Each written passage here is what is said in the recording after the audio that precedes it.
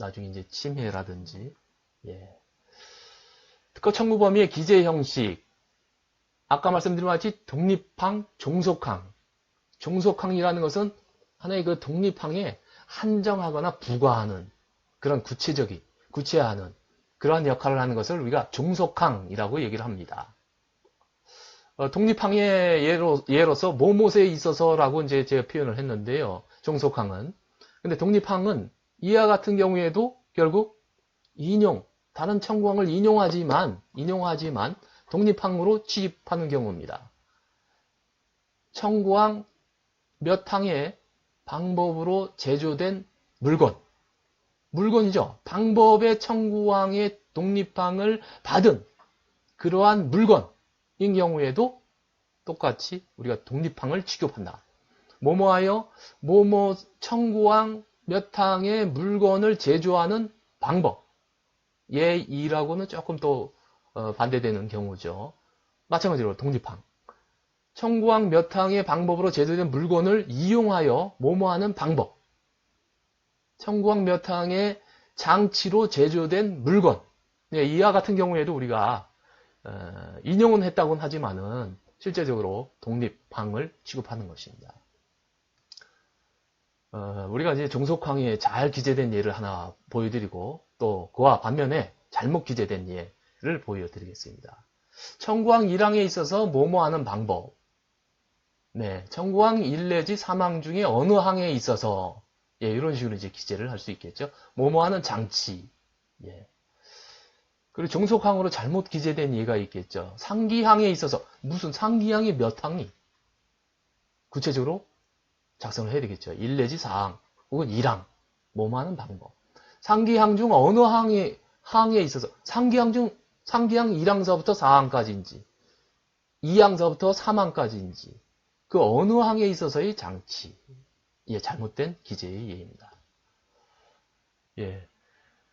우리가 지포성이 있다, 혹은 신규성이 있다, 동일하다, 유사하다, 이런 그 범주뿐만 아니라 기재가 잘못돼서 거절되는 경우도 적지 않게 있습니다. 몇 가지 그 사례를 살펴보도록 하겠습니다. 상세한 설명에 상응한 기재가 없는 경우, 상세한 설명에 아까 말씀드린 것 같이 서포트가 되어야 되는데요. 그 지지가 뒷받침이 안 되는 거예요. 예를 들자면 청구항 제2항은 최소 900도씨에서 10시간 이상 유지한 후에 어쩌자고 최소 660도씨에서 10시간 이상 유지 후 이러한 열 처리를 하는 것으로 기재하고 있으나 청구항 2항엔 이런 기재가 있지만은 상세한 설명에 직접적으로 기재되어 있지도 않고 또 기재도 없다. 그러므로 발명의 상세한 설명에 의해서 뒷받침이 된다고 볼 수 없다. 그래서 청구 범위를 먼저 적고요. 요령입니다. 청구 범위를 적어서 나중에 상세한 설명에 살을 붙이는 형태로 해서 보통 작성을 하게 된 경우는 결국은 상세한 설명에 그 청구 범위 내용이 범위되겠죠. 사례 2입니다. 용어가 통일되어 있지 않은 경우. 이 출원의 청구 범위 제1항에 있어서 브레이크 작동 케이블이 41, 도면번호 41로 되어 있죠. 상세한 설명 식별기호에 기재된 가효성 케이블 41. 둘 다 도면 부호는 41인데 어떻게 브레이크 작동 케이블도 41, 가효성 케이블도 41. 잘못된 기재죠. 기재 불비피다.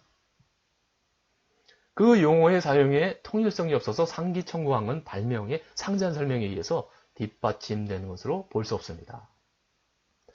사례 3입니다. 상세한 설명에 구체적인 수단이 기재되어 있지 않은 경우. 무슨 얘기냐면요. 제1항에 있어서 체결 수단은 구체적 구성을 기재하지 않고 단순히 수단으로 기재되어 있고 발명의 상세한 설명에 있어서도 체결 수단으로만 기재되어 있고 상세한 설명에 있어서도 뒷받침이 안 되는 경우. 체결 수단이면 그 체결 수단에 계속 체결 수단으로 해서 반복해서 써야 됩니다.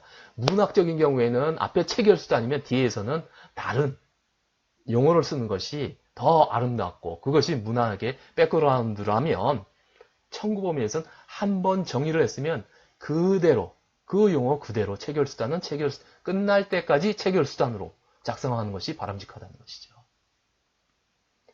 사례 4. 청구항의 기재 내용이 불명확한 경우. 기재 중에 어떤 오기가 있을 수도 있고 잘못된 기재, 불명확한 기재, 국어로서 표현이 부적절하여 발명이 불명확하게 된 경우, 청구범위, 청구항 간의 상호 모순된 기재, 또 청구항의 구성을 기능적으로 기재하여 구체적인 구성을 알 수 없는 경우, 이런 경우를 우리가 불명확한 경우라고 얘기를 합니다.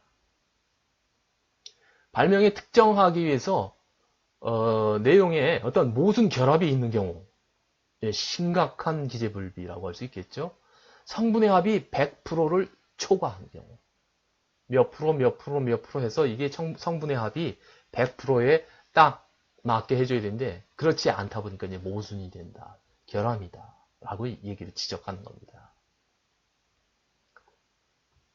네, 사례 7.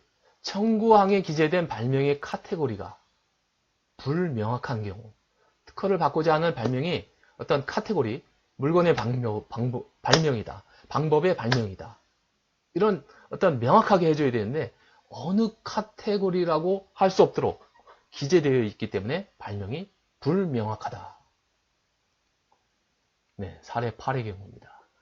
발명의 구성을 불명확하게 하는 표현이 기재되어 있는 경우, 예를 들자면 이런 겁니다. 바람직하게는 어느 정도까지가 바람직한지, 소망에 따라, 필요에 따라, 특히 예를 들어 및 또는 이런 그 자구와 함께 임의적인 부가적인 그런 상황, 선택적인 사항이 기재된 경우, 주로, 주성분으로, 주공정으로 적합한, 정량의, 많은, 어느 정도가 정량일까요? 많은, 어느 정도가 많을까요? 높은, 어느 정도가 높을까요? 대부분의, 거의, 대략, 약, 이런 그 비교의 기준이나 정도가 불명확한 경우, 기재불비라고 얘기를 합니다. 지시의 대상이 불명확해서 발명의 구성이 불명확한 경우. 자, 이 경우가 많이 나타나고 있습니다. 상기, 평기어, 전기, 배별기어 라고 적어 놓고 지시의 대상을 뒤에 가서 상기기어, 그럼 상기, 평기어를 지칭하는 건지 상기, 배별기어를 지칭하는 건지 모른다는 거죠. 이해되시죠? 만일 평기어가 하나만 있었다면 상기, 기어라고 해도 아마 인정을 해줬을 겁니다. 그러나 평기어, 배별기어, 기타 등등으로 나왔는데 상기, 기어로 받아서는 안 된다는 거죠. 자, 청구항에 상기라는 용어가 기재되어 있으나 상기라는 용어의 앞부분에 동일 구성 요소가 기재되어 있지 않은 경우, 네, 청구항에 기재된 발명이 간결하지 않은 경우, 막 내용이 막 중복이 되어 있고 기재가 필요 이상으로 장황해가지고 무슨 내용인지 잘 알아볼 수가 없는 경우에는 발명의 구성에 없어서는 아니 되는 사항으로 기재되어야만 되는 그런 그 기재 요건을 불비하다라고 얘기하는 겁니다. 예, 청구범위 이해와 작성 일부를 마치도록 하겠습니다. 경청해 주셔서 감사합니다.